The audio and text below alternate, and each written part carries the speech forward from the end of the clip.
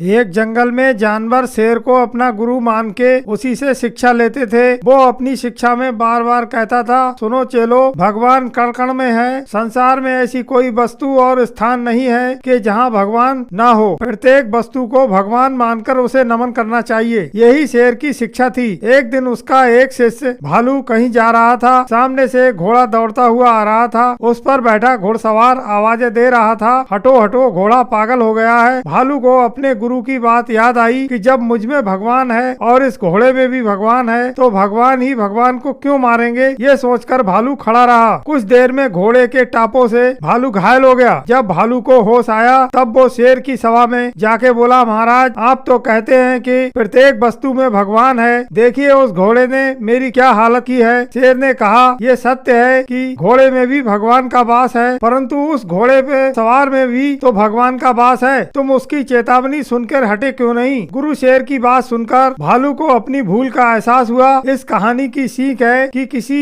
भी शिक्षा को आदि समझना मूर्खता है।